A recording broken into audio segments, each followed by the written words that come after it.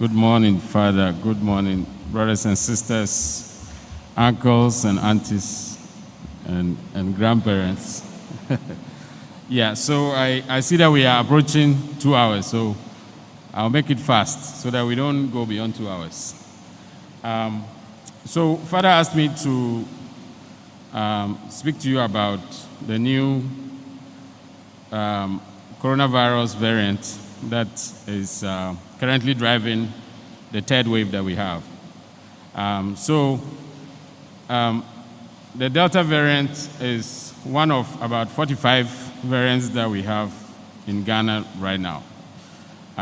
But about 5 of them are what we call variants of concern.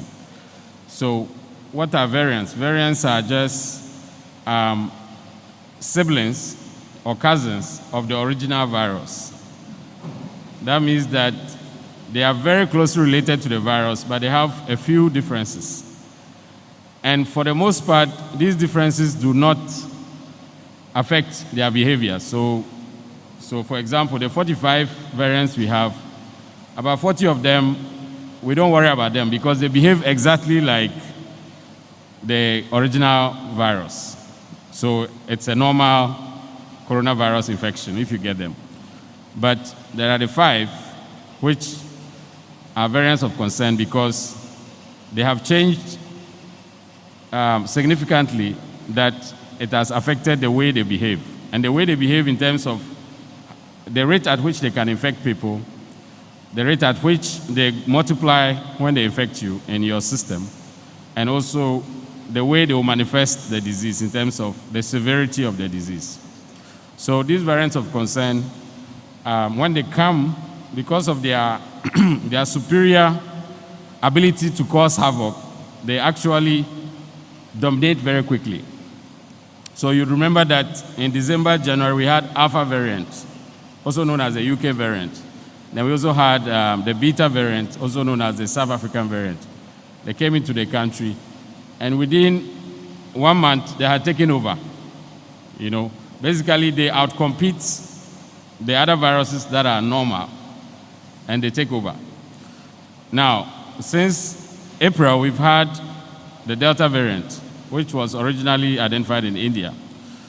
Now, as we speak, the data we have from this morning shows that about 80% of the infections are now Delta variant. So even the Alpha variant that came and showed strength and took over in January, now it's gone. Delta variant has pushed Alpha away. It has pushed Beta away, and it has taken over. Okay? So that tells us that we have to be extra careful because this variant is much more efficient at propagating itself. That's why it has taken over.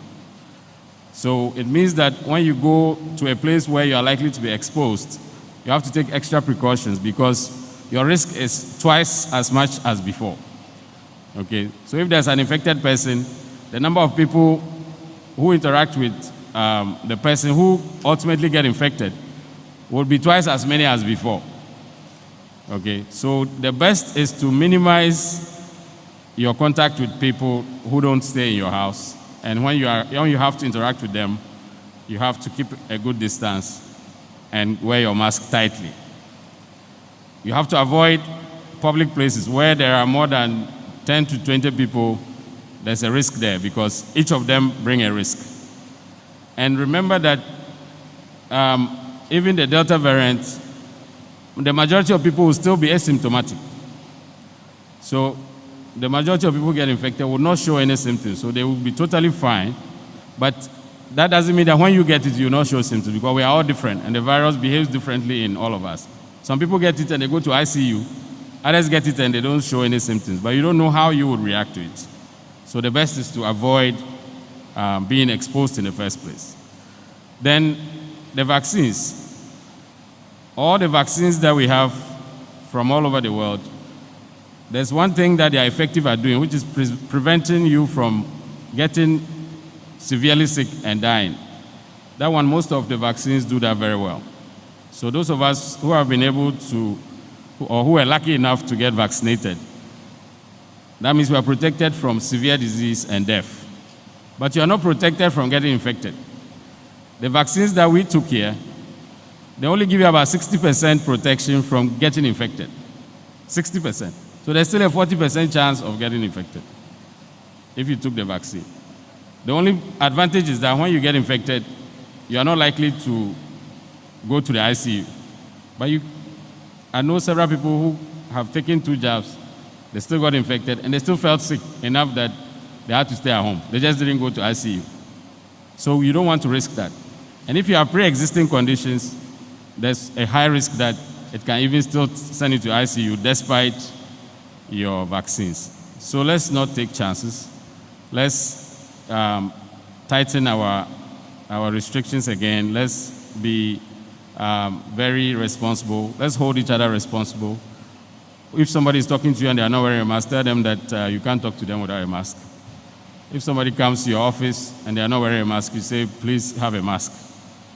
And, if you go to a meeting and people don't want to wear masks, you should say that you can't be in a meeting, you leave. Because it's just too risky at this time. It's so rampant right now. The wave is intense right now. So many people are infected. As we sit here, there are many people in this room who are infected. We just don't know. It is true. If you look at the chances of, every 100 people you get, about 10 of them are infected. So we are sitting here, people are infected, but you don't know. Maybe the person sitting next to you. So when they put down their mask and they are talking to you, say, please, put your mask up. All right? Especially the students. The students, as soon as they get a chance, they put the mask down. Some people actually put the mask down to talk. That's the time you need it most. They pull it down to talk. Okay? So please, let's